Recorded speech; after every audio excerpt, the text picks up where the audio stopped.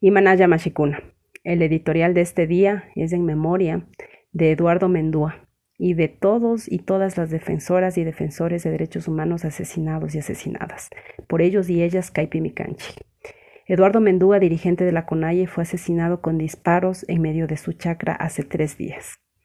Él era una de las caras visibles de la lucha en contra del ingreso de petroleras al territorio de su nacionalidad Cofán. El mes pasado, mediante un audio, denunciaba lo siguiente: el gobierno nacional viene provocando a esta comunidad con intenciones de ingresar a nuestro territorio. Son 30 pozos petroleros que hay en la comunidad. La gente que está en resistencia nunca fue consultada y nunca ha estado de acuerdo con la explotación petrolera dentro de su territorio. Por lo tanto, ya hemos venido resistiendo 6 meses desde que intentaron iniciar operaciones. Cada día fue más difícil, se fue complicando. Hoy, en presencia del intendente de la policía, hubo un enfrentamiento entre hermanos cofanes. Como dirigente nacional de la CONAIE, rechazo esos actos de incitación por parte del gobierno a que se dé una confrontación, una violencia entre hermanos cofanes.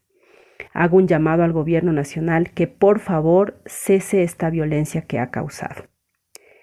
En el año 2012, amigos y amigas, fui asesora legal de una organización de derechos humanos que junto a otras organizaciones buscábamos dar respuesta a la grave problemática que surgió a partir de la entrada de empresas mineras a territorios de pueblos indígenas y campesinos.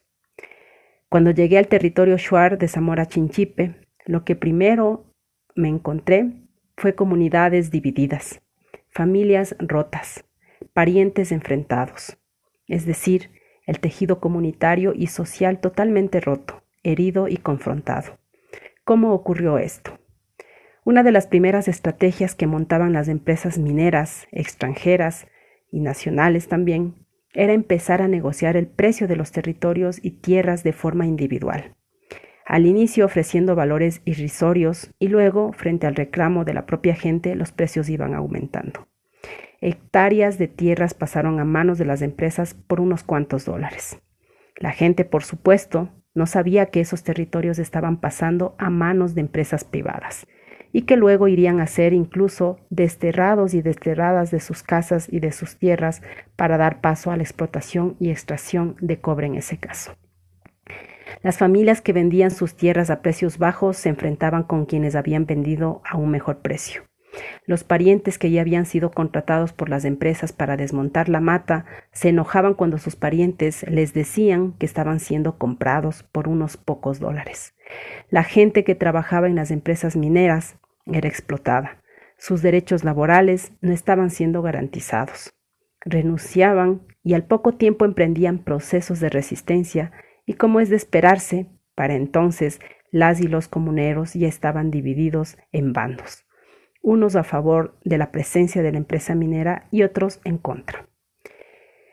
La denuncia que durante 7 meses hizo nuestro compañero Eduardo Mendúa y que hoy los voceros del gobierno banalizan es la denuncia que todos y todas las defensoras de sus territorios han venido haciendo a cada uno de los gobiernos de turno. Las circunstancias en las que muere Eduardo lastimosamente tampoco es un hecho aislado. Ya ocurrió lo mismo con José Tendetza, con Freddy Taish, ambos también defensores de derechos humanos y que fueron asesinados en el contexto de lucha en contra del extractivismo y en la defensa de sus territorios, de sus formas de vida. Nos produce un tremendo dolor lo ocurrido con nuestro hermano Eduardo. Ninguna persona debe ser muerta, amenazada u hostigada por defender su vida y la de sus comunidades. El Estado y el gobierno claro que tienen una responsabilidad, pues su deber mayor es precautelar la vida e integridad de las y los defensores de derechos humanos, en lugar de proteger los grandes capitales. Exigimos verdad, justicia y reparación para este hecho, para que este hecho no sea uno más en la lista de defensores y defensoras de derechos humanos que muere por defender a su comunidad.